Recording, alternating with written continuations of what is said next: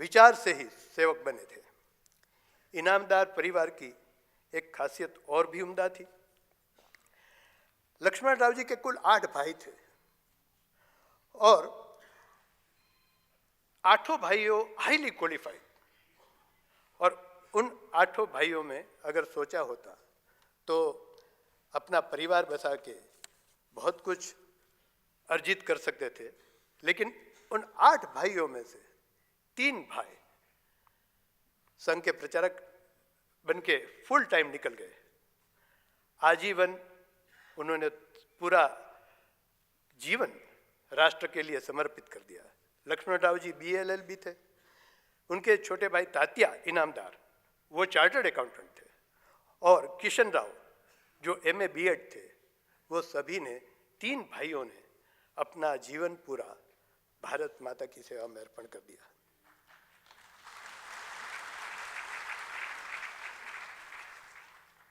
लक्ष्मण राव जी कथनी से ज्यादा करनी में विश्वास करते थे। वकील साहब के विचार बहुत स्पष्ट थे और सतत चिंतित रहते थे कि अमीरी और गरीबी के बीच खाई बहुत बड़ी है और उसके पटने पर ध्यान देना चाहिए, जिसके लिए उनको लगा कि सहकारिता बहुत बड़ा कारगर साधन साबित होगा। आर्थिक पैमाने के हिसाब से भारत की आबादी के अगर 3 हिस्सों में बांट दिया जाए, गरीब, मध्यम वर्ग और अमीर, तो सबसे ज़्यादा पॉपुलेशन गरीब और मध्यम वर्ग की है। और लक्ष्मण राव जी को एक उनका दर्शन रहा कि ये बहुमत समाज के लिए सहकारिता की आवश्यकता है। सहकारिता के द्वारा जो संपत्ति का सर्जन होता है वो गरीब और मध्यम वर्ग की संपत्ति का सर्जन होता है, और इसलिए सहकार भारती मानती है कि cooperative is a social capital. सहकारिता एक यूनिक बिजनेस मॉडल भी है। ऑल फॉर ईच और ईच फॉर ऑल के सिद्धांत पे कार्य करती है, और देश की GDP बढ़ाने में गरीब और मध्यम वर्ग का बहुत बड़ा योगदान सहकारिता के माध्यम से रहता है। इसलिए सहकार भारती का मानना है कि cooperative is a state subject. तो हर एक राज्य की जैसे उद्योग नीति होती है, हर एक राज्य की कपड़ा नीति होती है, केंद्र की भी होती है, वैसे ही हर एक राज्य और केंद्र की सहकारिता नीति भी बननी चाहिए।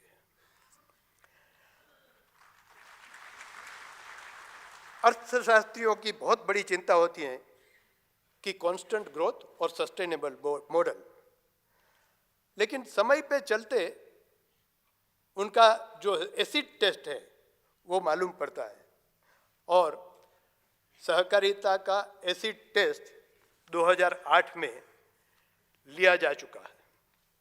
2008 में ग्लोबल मेल्टडाउन के समय पूरे विश्व की बहुत बड़ी बैंक पत्ते के ढेर के माफत ढेर हो रही थी। उस समय सहकारी क्रेडिट यूनियंस और सहकारी बैंक उस समय साबुत रही और उनको छोटी सी भी खरोच नहीं आई। ये सहकारिता का एसिड टेस्ट हुआ। भारत में उत्पादन और सेवा के हर एक क्षेत्र में सहकारिता ने कार्य किया है, चाहे छोटा सा सेल्फ हेल्प ग्रुप हो, जॉइंट लायबिलिटी ग्रुप हो, या बैंकिंग हो, क्रेडिट हो, डेयरीज हो, कंज्यूमर हो, प्रोडक्शन हो, marketing, fisheries, housing, agriculture, labour, weavers, construction, IT, hospital, school और सर्विसेज के सभी सेक्टर में सहकारिता के लोग जुड़े हुए हैं। सहकार भारती ऐसे हर एक प्रकार के लोगों को साथ लेकर प्रकोष्ठ के माध्यम से अपना कार्य करती है। लक्ष्मण राव जी ने सहकारिता के सफलता के लिए 2 सिद्धांत दिए, मेंबर्स एजुकेशन और सहकारी सोसाइटी का समाज में योगदान। मेंबर्स एजुकेशन बाद में 97th अमेंडमेंट के वक्त उसको भारत सरकार के कॉन्स्टिट्यूशन में उसको शामिल किया गया। संस्कृत में एक कहावत है, योजक तत्र दुर्लभ। काम करने वाले 1000 मिल जाएंगे, लेकिन 1000 लोगों से काम लेने वाला का योजक, एकत्रित करने वाला, मार्गदर्शन देने वाला, दिशा निर्देश करने वाला योजक तैयार होना चाहिए। और लक्ष्मण राव जी का भी यही चिंतन था। जब वर्गीस कुरियन ने फ्लड मिल के कार्य सफलतापूर्वक संपन्न किया और व्हाइट रिवॉल्यूशन का विराट रूप सामने आ गया, तब एक सम्मान समारोह में प्रधानमंत्री, उस समय के प्रधानमंत्री ने कहा कि ऐसे 10 वर्गीस कुरियन हो तो मैं भारत की काया पलट कर सकता हूं।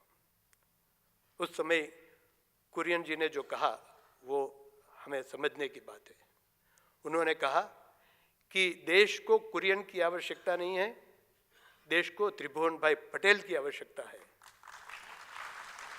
जो कुरियन को ढूंढ निकाले। और इसी तरह लक्ष्मण राव जी ने देखा कि जहां शोषण है वहां सहकारिता है, जहां एक आदमी अकेला कुछ नहीं कर सकता है वहां सहकारिता काम कर सकती है।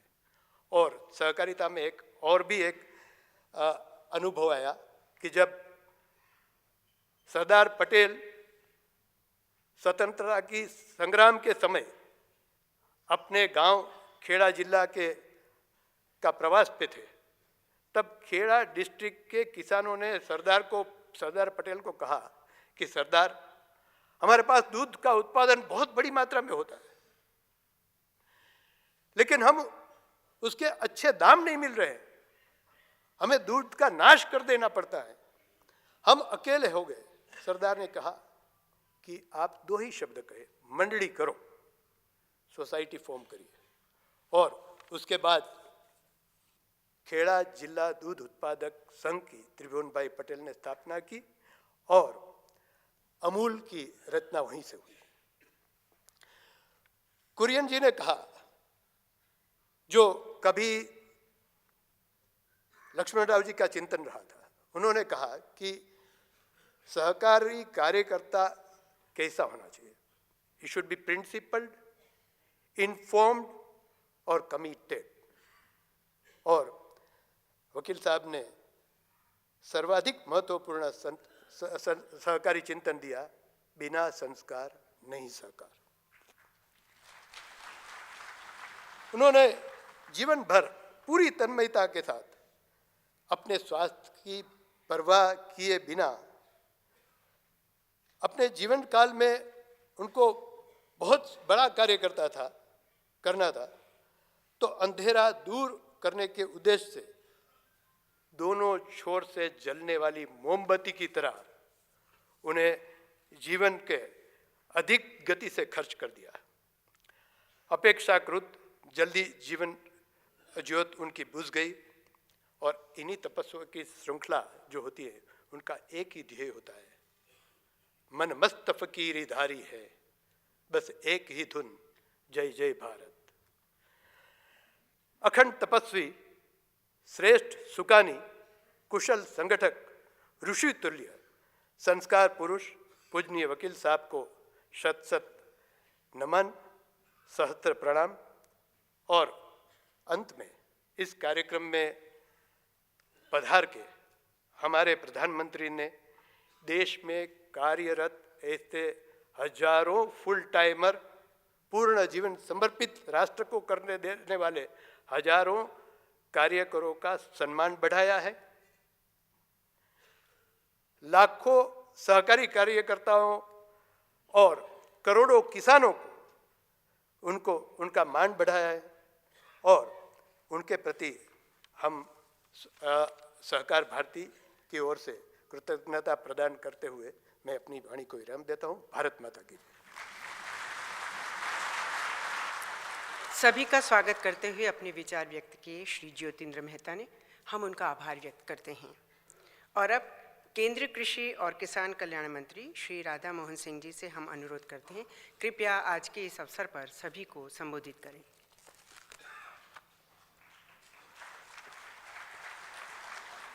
आज के इस समारोह में अपने बीच मुख्य अतिथि के रूप में उपस्थित दुनिया के सबसे लोकप्रिय प्रधानमंत्री आदरणीय नरेंद्र भाई मोदी जी,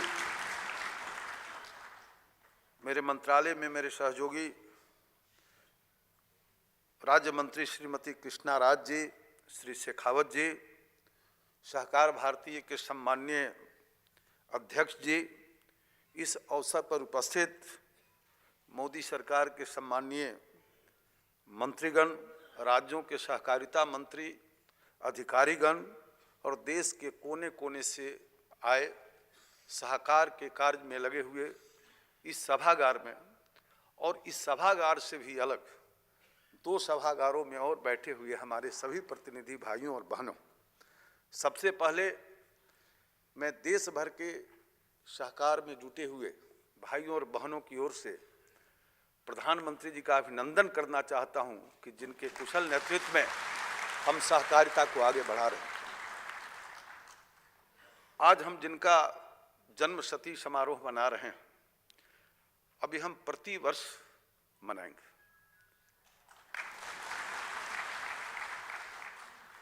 सहकारिता हिंदुस्तान के स्वभाव में रहा है, हमें विरासत में मिला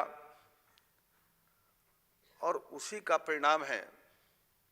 एक उदाहरण है कि अमूल जैसी संस्था आज दुनिया भर में श्वेत क्रांति का हिंदुस्तान को सिरमौर बनाने का काम किया है। सहकारिता आज विराट रूप धारण किया है और देश के विकास में महत्वपूर्ण भूमिका निभा रहा है।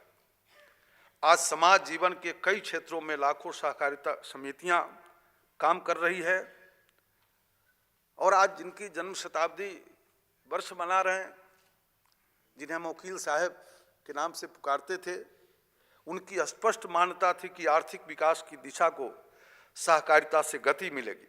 वे कमजोर, निम्न और मध्यम वर्ग की रक्षा के लिए सहकारी आंदोलन को खड़ा करने के लिए विशेष आग्रही थे और इसी दृष्टि से उन्होंने सहकार भारती के गठन में अपनी भूमिका निभाई थी।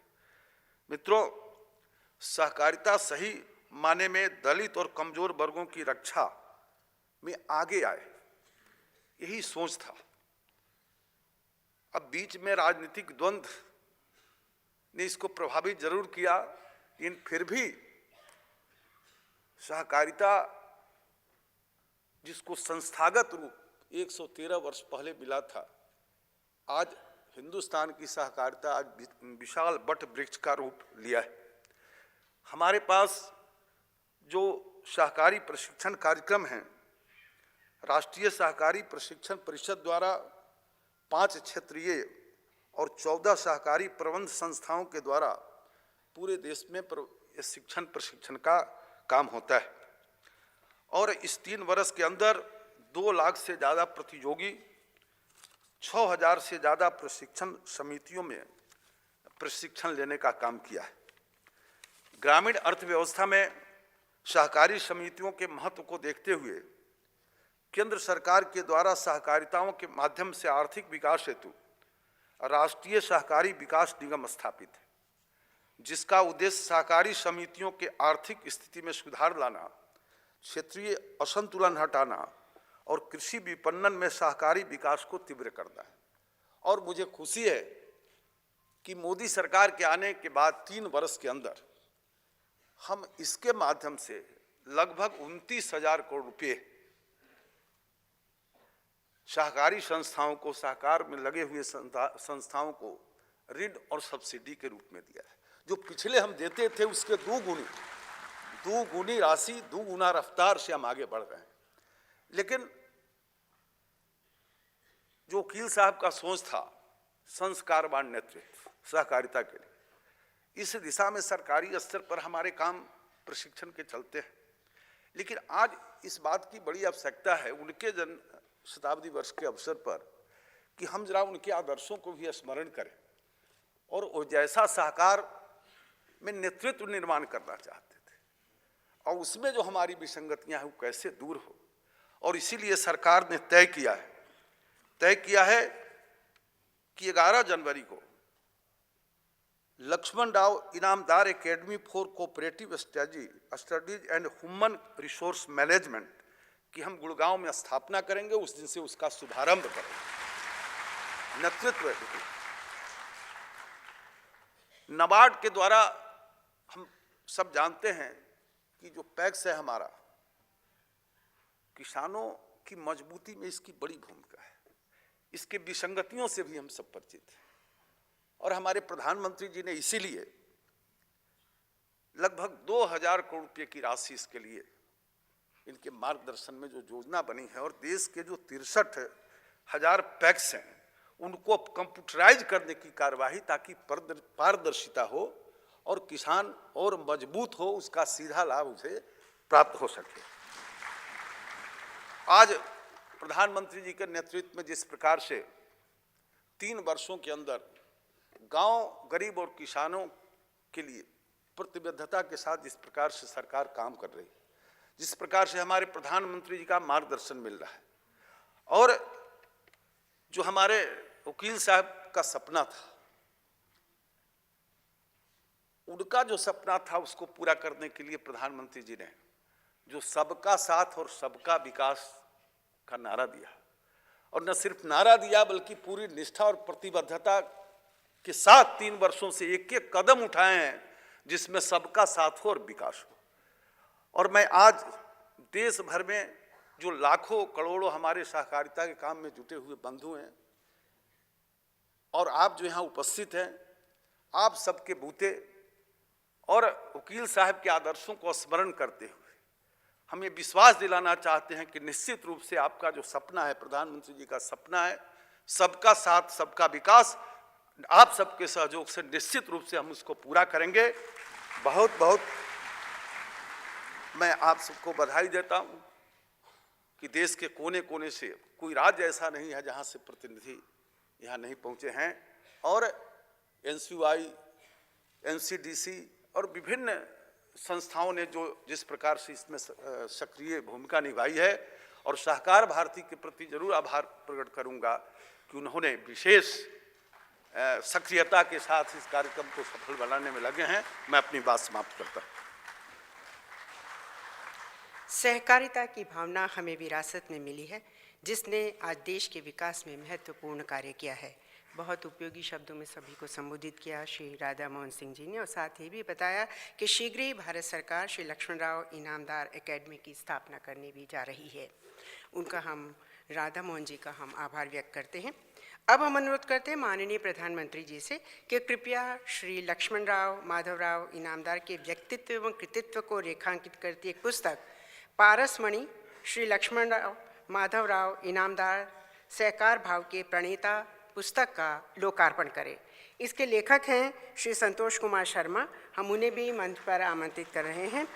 ये पुस्तक हिंदी में लिखी गई है।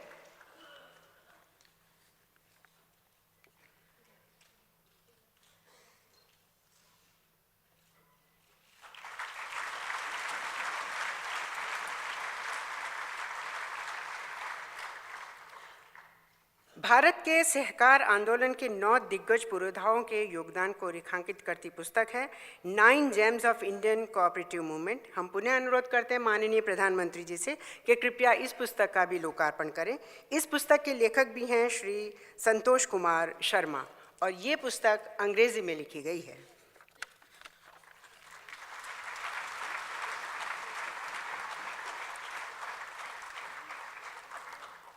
प्रधानमंत्री जी का लोकार्पण के लिए हम आभार व्यक्त करते हैं। सहकार भाव के प्रमुख प्रेरणा स्रोत श्री लक्ष्मण राव माधवराव इनामदार भारत माँ के सच्चे सपूत थे।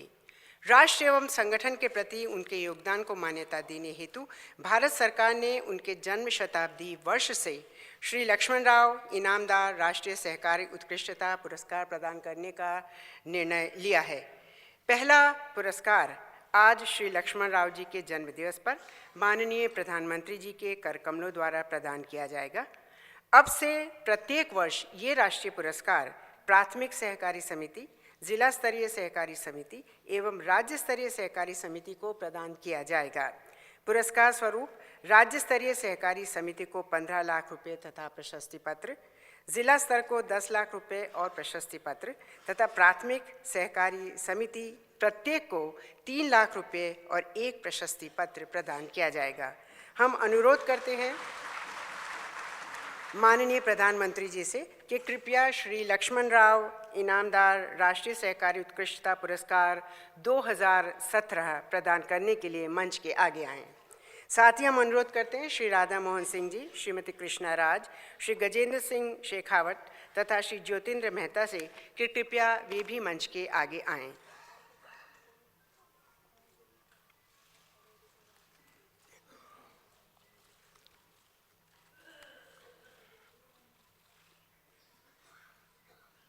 सबसे पहले राज्य स्तरीय पुरस्कार राजस्थान राज्य सहकारी बैंक लिमिटेड जयपुर। सहकारी सिद्धांतों को अपनाकर सभी सदस्यों के आर्थिक हितों का संवर्धन करता हुआ ये सहकारी बैंक कृषकों के लाभार्थ विभिन्न स्कीमों का क्रियान्वयन कर रहा है। श्री अभय कुमार, प्रशासक राजस्थान राज्य सहकारी बैंक लिमिटेड, और श्री विद्याधर गोदारा, प्रबंध निदेशक राजस्थान राज्य सहकारी बैंक लिमिटेड पुरस्कार ग्रहण कर रहे हैं। राजस्थान राज्य सहकारी बैंक लिमिटेड जयपुर।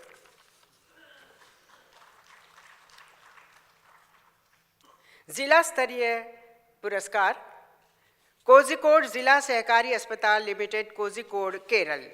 भारतवर्ष में अपने तरह का अकेला ये सरकारी अस्पताल रियायती दरों पर मरीजों को चिकित्सा सुविधाएं उपलब्ध करा रहा है।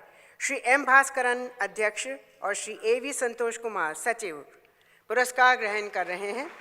कोझिकोड जिला सहकारी अस्पताल लिमिटेड, कोझिकोड, केरल।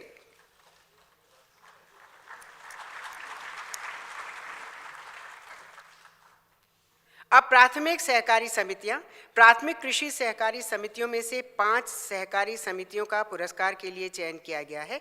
इन 5 ने अपने अपने क्षेत्रों में किसानों के हित के लिए उत्कृष्ट कार्य किया है। कृषि प्रसंस्करण श्री काठा विभाग सहकारी खांड उद्योग मंडली लिमिटेड, जिला सूरत, गुजरात। अध्यक्ष श्री किरीट भाई गंगाराम भाई पटेल और प्रबंध निदेशक श्री प्रदीप कुमार गौतम कुमार पंड्या पुरस्कार ग्रहण कर रहे हैं। श्री कांठा विभाग सहकारी खांड उद्योग मंडली लिमिटेड, सूरत, गुजरात।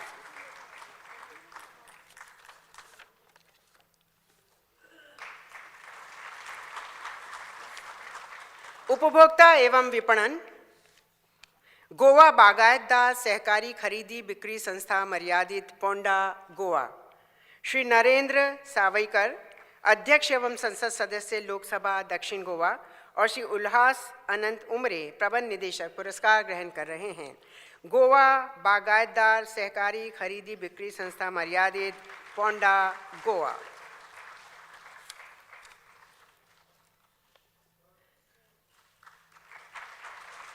सहकारी बैंक क्रेडिट एवं सेवाएं कालीकट सिटी सेवा सहकारी bank limited, Calicut, Kerala.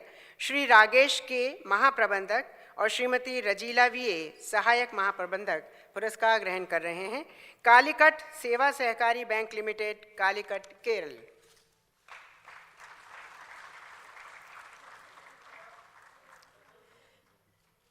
PACS lamps तोटा उत्पन्नगाला मराठा सहकार संघ नियमित, टुमकोस, जिला दावणगेरे, कर्नाटक। श्री एच.एस. शिव कुमार, अध्यक्ष, और श्री मधु एन.पी., प्रबंध निदेशक, पुरस्कार ग्रहण कर रहे हैं। तोटा उत्पन्नगाला मराठा सहकार संघ नियमित, टुमकोस, जिला दावणगेरे, कर्नाटक।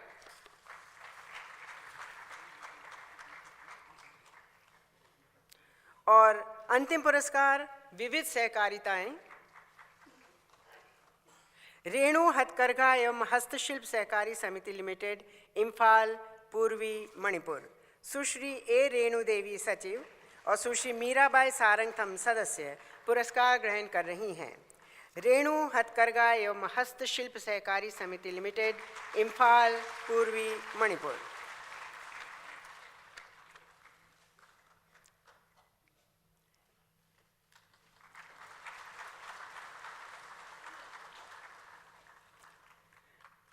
माननीय प्रधानमंत्री जी का पुरस्कार अर्पण हेतु हम आभार व्यक्त करते हैं। साथ ही हम आभार व्यक्त करते हैं श्री राधा मोहन सिंह जी, श्रीमती कृष्णा राज, श्री गजेंद्र सिंह शेखावत तथा श्री ज्योतिन्द्र मेहता का भी।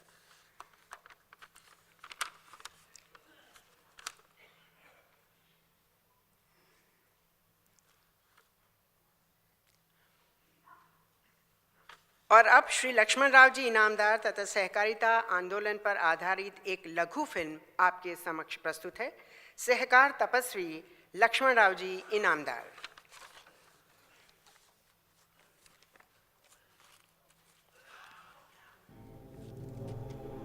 सहकार तपस्वी लक्ष्मण राव जी इनामदार। भारत, स्वर्णिम भारत, तपस्वियों और ऋषि मुनियों की पवित्र भूमि। देश सदियों तक गुलामी की जंजीर में जकड़ा रहा। जब सत्ता के मद में विस्तारवादी राष्ट्रों की महत्वाकांक्षाओं ने विश्व में कोहराम मचा रखा था, तब गुलाम भारतवासी आजादी की जंग लड़ रहे थे।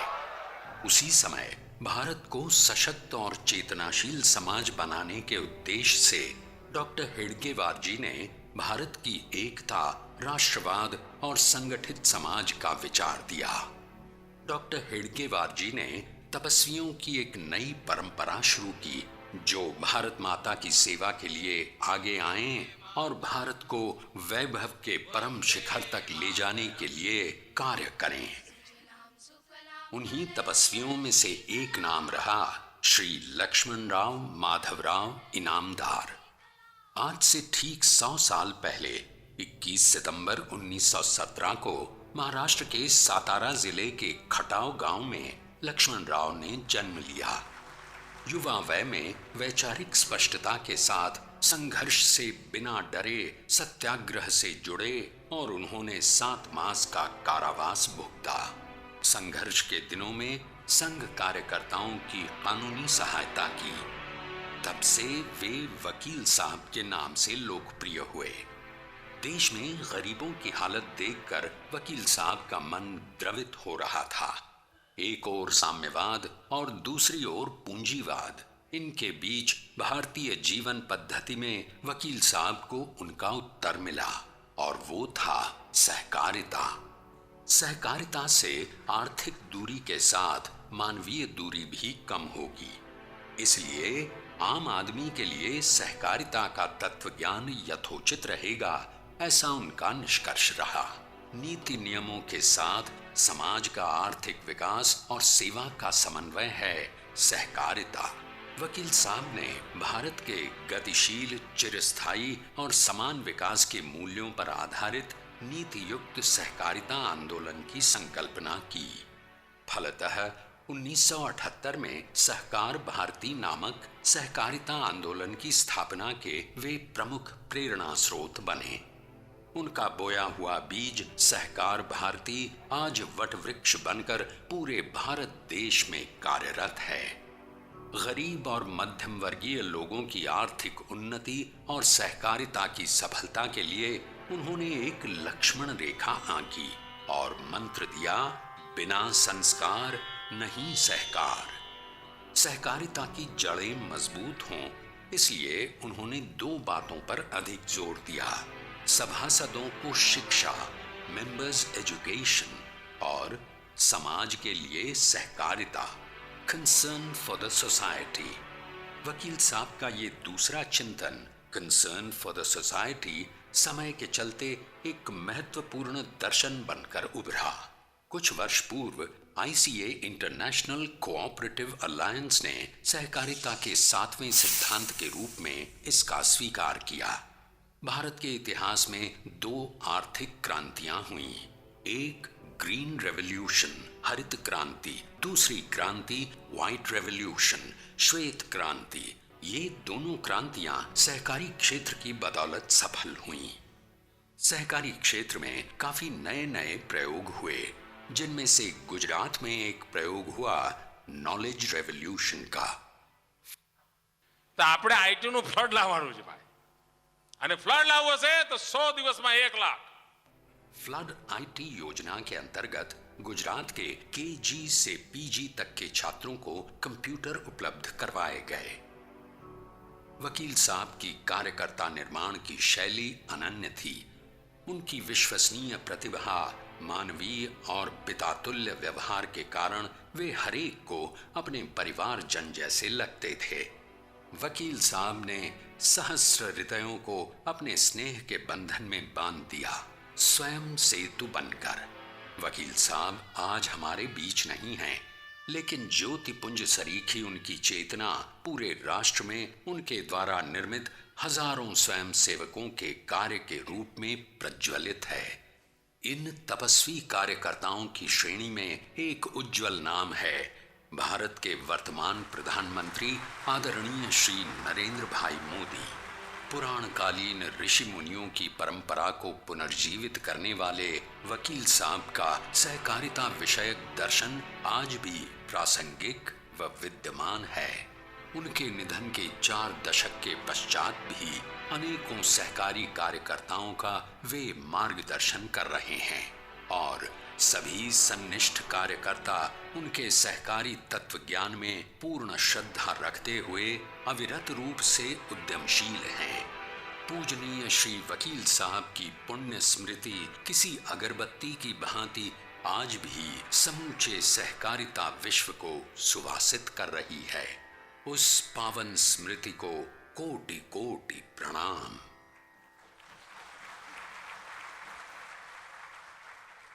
बिना संस्कार नहीं सहकार, एक सार्थक संदेश सभी के लिए।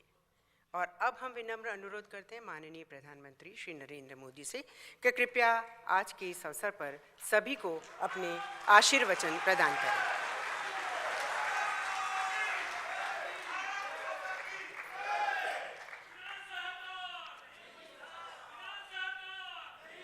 केंद्र में मंत्रिपरिषद के मेरे साथी श्रीमान राधा मोहन सिंह जी, मंत्रिपरिषद के मेरे साथी राज्य कृषि मंत्री श्रीमती कृष्णा राज, मंत्रिपरिषद के साथी राज्य मंत्री श्रीमान गजेंद्र सिंह शेखावत, सहकार भारती के अध्यक्ष श्रीमान ज्योतिन्द्र मेहता जी और देश के अलग अलग भागों से आए हुए सहकारिता आंदोलन से जुड़े हुए आप सभी महानुभाव,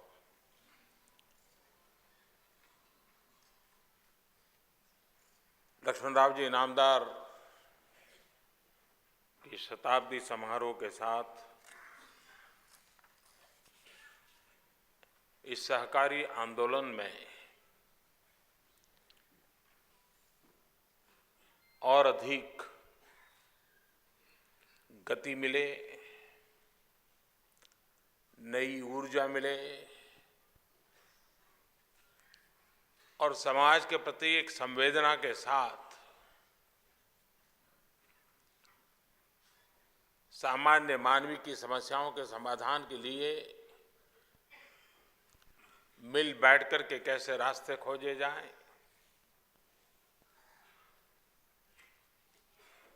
साथ सहयोग और सहकारिता के द्वारा समस्याओं का कैसे समाधान हो, इसके लिए आज आप दिन भर बैठ करके व्यापक चिंतन भी करने वाले हो। हमारा देश बहुरत्ना वसुंधरा है।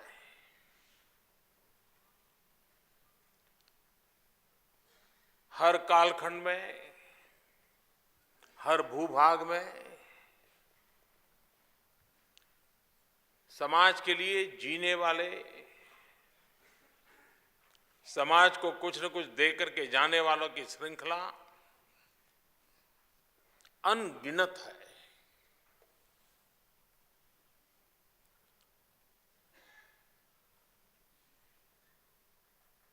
कोई कालखंड ऐसा नहीं होता है, कोई भूभाग ऐसा नहीं होता है कि जहां आज भी समाज को समर्पित व्यक्तित्व हमें नजर न आते हो।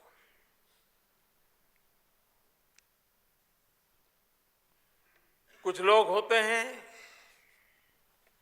जो टीवी के कारण, अखबारों के कारण, प्रचार माध्यमों के कारण अपने कार्यकाल में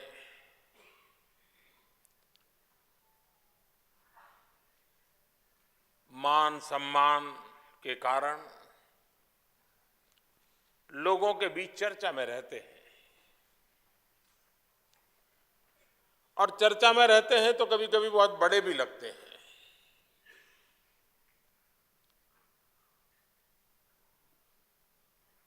लेकिन ये देश ऐसा है कि जिसमें बहुत बड़ा वर्ग ऐसा है जो कभी अखबार की सुर्खियों में नहीं होते हैं, टीवी पे कभी चमकते नहीं हैं,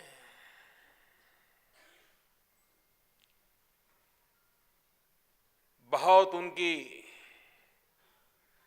वाहवाही, मान प्रतिष्ठा, खिताब जैसा कुछ होता नहीं, लेकिन एक मुख्य साधक की तरह समर्पित जीवन जीते जीते एक दीप से जले दूसरा जलते दीप हजार, इस प्रकार से तिल तिल झलते हुए शरीर के कण कण को आदर्शों के लिए, मूल्यों के लिए खपाते हुए अपना जीवन जीते हैं। वे अनजान चेहरे होने के बावजूद भी उनके द्वारा जो देश को मिलता है, इसका मूल्य कतई कम नहीं होता है।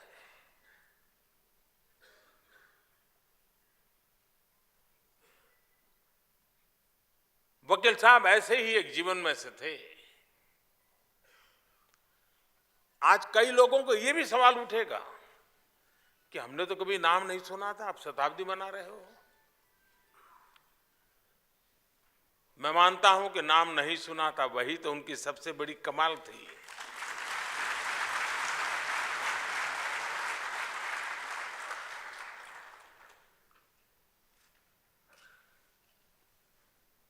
अपने आप को हमेशा पीछे रख करके, और मैं मानता हूं सहकारिता की सफलता का पहला मंत्र यही होता है कि स्वयं को जितना हो सके उतना दूर रखना और सबको मिलाकर के लोगों को आगे करना, वो सहकारिता का सबसे पहला मंत्र है।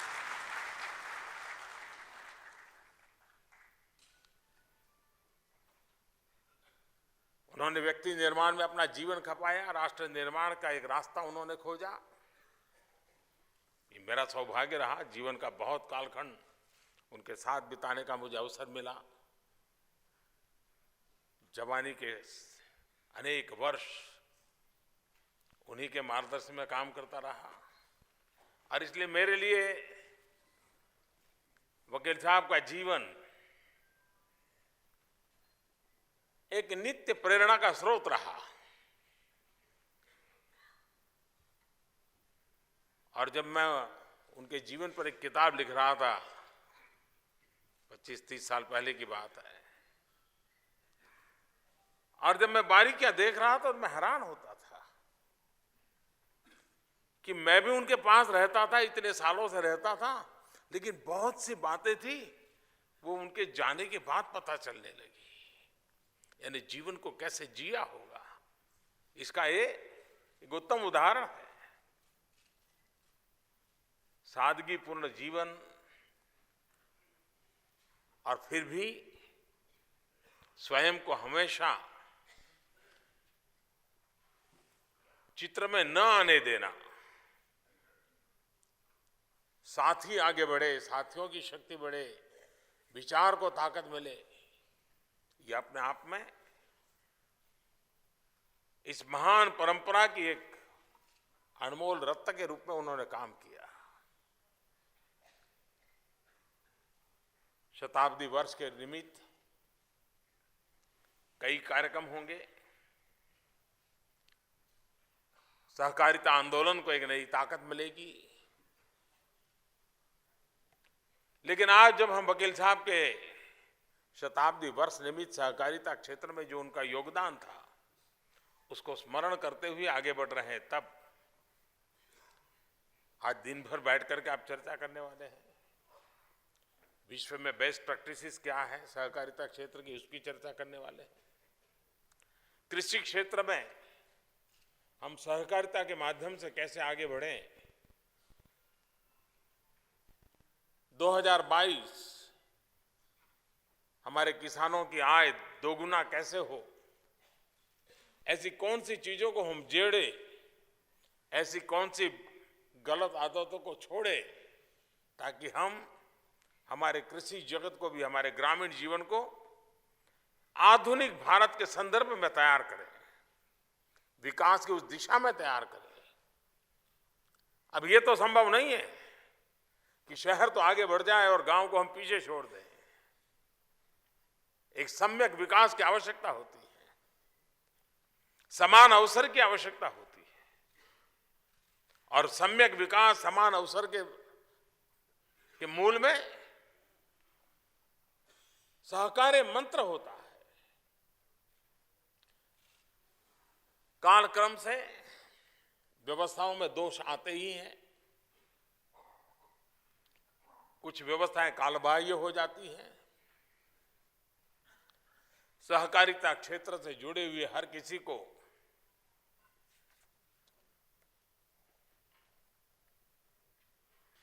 आत्मचिंतन भी करते रहना चाहिए। कहीं ऐसा तो नहीं है कि कोऑपरेटिव एक स्ट्रक्चर है, एक कानूनी व्यवस्था है, एक संवैधानिक दायरे में, नियमों के दायरे में कुछ बनी हुई एक चीज है, और उस चौखट में हम अपने आप को बैठ जाए तो हम भी कोऑपरेटिव बन जाते हैं। मैं समझता हूं तब तो बड़ी गलती हो जाएगी। इतना बड़ा देश है, व्यवस्था की जरूरत पड़ती है, नियमों की जरूरत पड़ती है, स्ट्रक्चर की आवश्यकता होती है, डूज एंड डोंट्स की आवश्यकता होती है, वो तो जरूरी है। लेकिन सहकारिता उससे नहीं चलती है। सहकारिता एक स्पिरिट है, सहकारिता एक व्यवस्था नहीं है, एक स्पिरिट है। और ये स्पिरिट के लिए संस्कार आवश्यक है, और इसलिए इनामदार जी बार बार कहते थे, बिना संस्कार नहीं सहकार। आज कभी कभी नजर आता है कि स्पिरिट कहीं ढांचे में खो तो नहीं गया है। क्या हमें सहकारिता के स्पिरिट को पुनर्जीवित करने के लिए, पुनर्चेतनवंत करने के लिए वकील साहब से बड़ी प्रेरणा क्या हो सकती है? और हम जितनी ज्यादा मात्रा में सहकारिता स्पिरिट को ताकत देंगे तो व्यवस्थाएं अपने आप, कोई दोष होगा तो भी शायद व्यवस्थाएं ठीक हो जाएगी। हमारे देश में सहकारिता पूरे आंदोलन का आधार ग्रामीण रहा है, लेकिन इस बात से इनकार नहीं कर सकते कि इसी कानून नियमों के तहत जब अर्बन कोऑपरेटिव की दुनिया खड़ी होने लगी, उसमें भी जब बैंकिंग क्षेत्र में, वो भी अर्बन, उसके बाद उसके जो रंग रूप बदलने लगे, उसके ताने बाने बिखरने लगे, शंका कुशंका का दायरा बढ़ता चला गया। आज भी ग्रामीण जीवन से जुड़ी हुई सहकारिता आंदोलन में उस पवित्रता का एहसास होता है।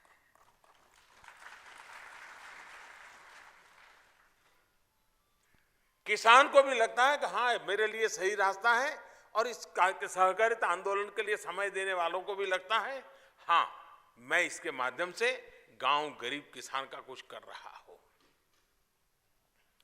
अब आप लोग इतनी चर्चा करने वाले हैं, आज एक छोटा सा विषय मेरे मन में है जो मैं आपके सामने छोड़ना चाहता हूं। आप जरूर उस पर चर्चा करेंगे। हमारे देश के किसान की कई समस्याएं हैं, लेकिन एक बात अगर हम देखें, किसान जो खरीदता है वो रिटेल में खरीदता है, और जब बेचता है तो होलसेल में बेचता है। ये उल्टा हो सकता है क्या?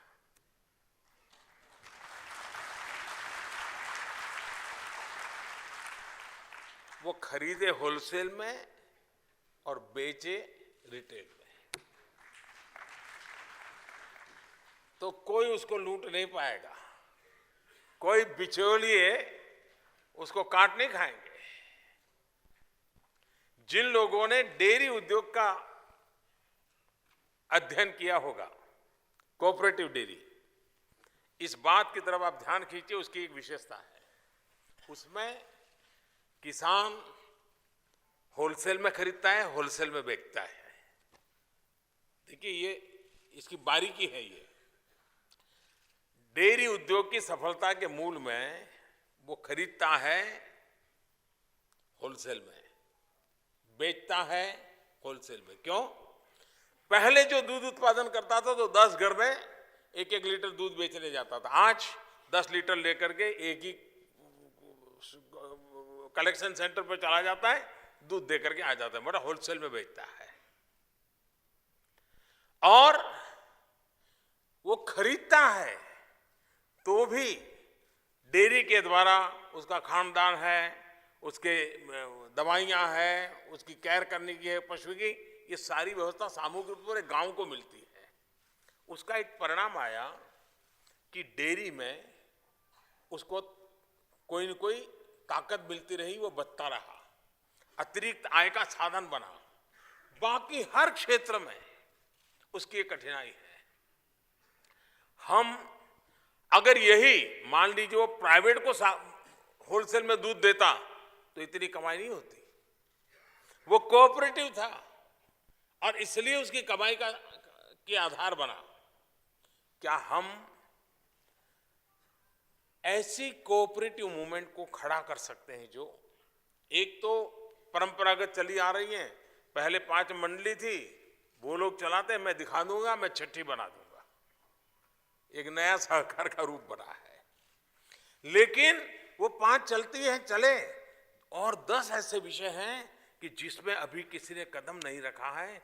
क्या मैं उन नए क्षेत्रों में जाकर के सहकारिता के द्वारा समस्या का समाधान कर सकता हूं क्या?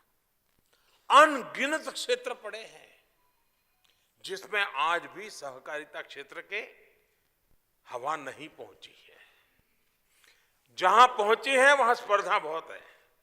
शुगर होगी, स्पर्धा बहुत है, दूध है, स्पर्धा बहुत है। जहां पर कुछ न कुछ है वहां स्पर्धा स्वाभाविक भी है।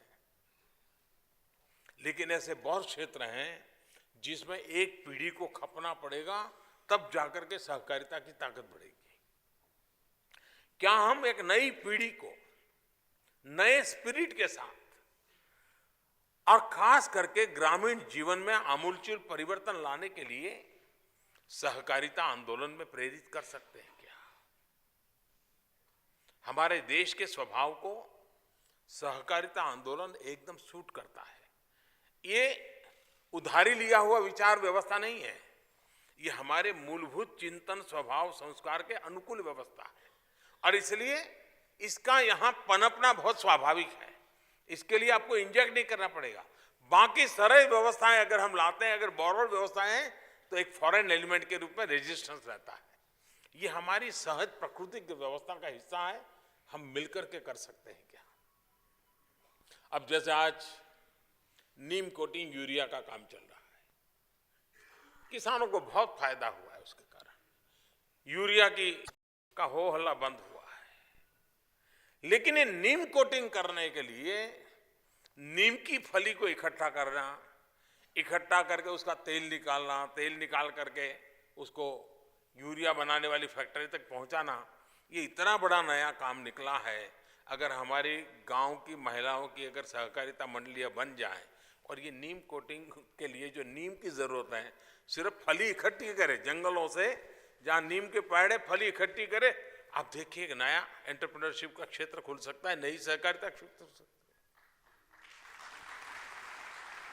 मैं हमारे ये डेयरी वाले जितने मित्र उनको बार बार कहता रहता हूं कि आप किसानों को पशुपालन के लिए तो प्रेरित करते हैं, हमें आग्रह पूर्वक बी कीपिंग के लिए भी जोर देना चाहिए। शहद की क्रांति करनी चाहिए, स्वीट रिवॉल्यूशन लाना चाहिए देश में। सहकारिता आंदोलन के द्वारा ये मधु क्रांति आ सकती है।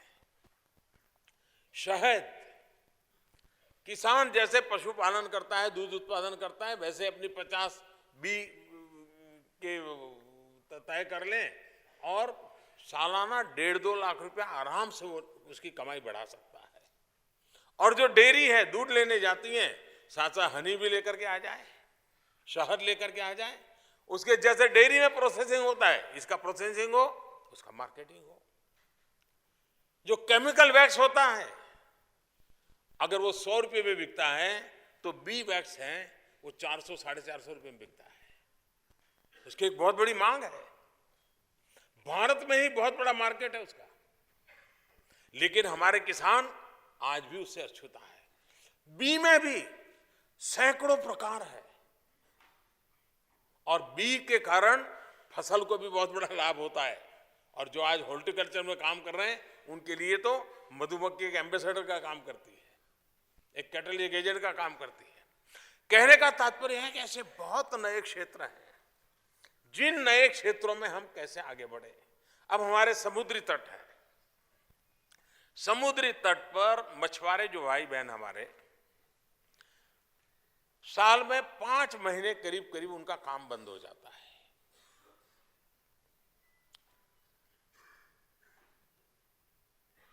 वेदर के कारण वर्षा में समुद्र में जाना संकटकारक होता है, इसलिए जाना बंद होता है।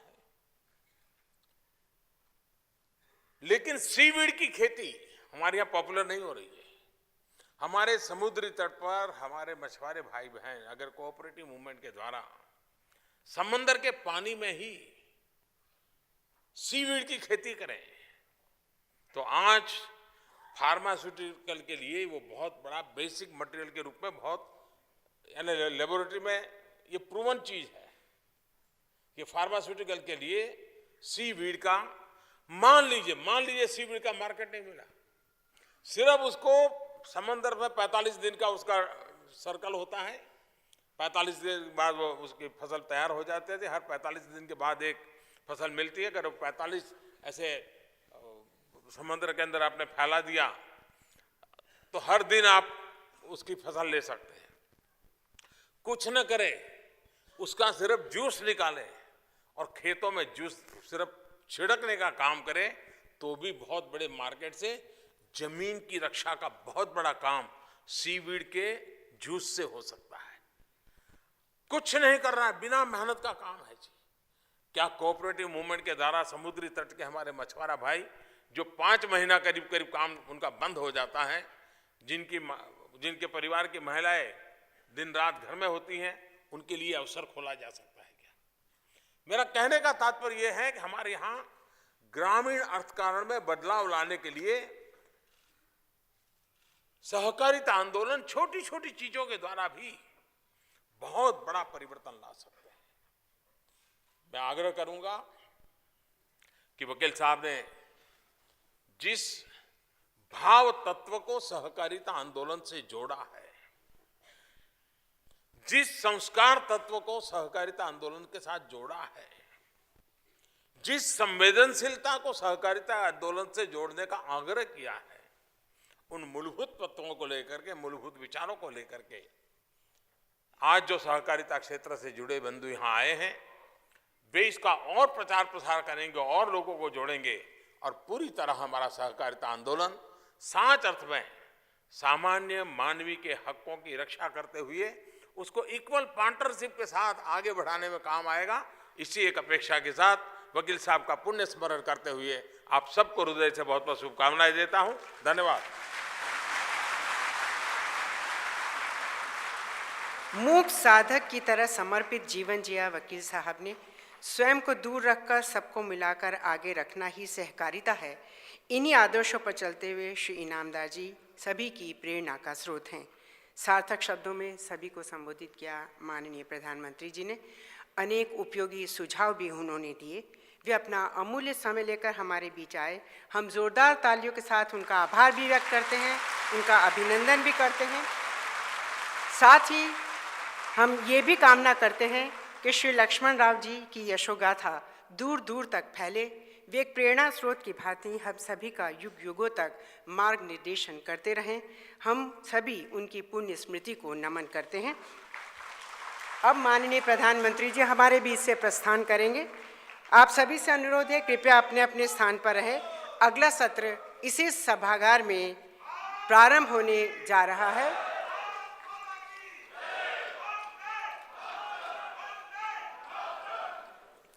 आप सभी से अनुरोध है, अपना अपना स्थान ग्रहण करें।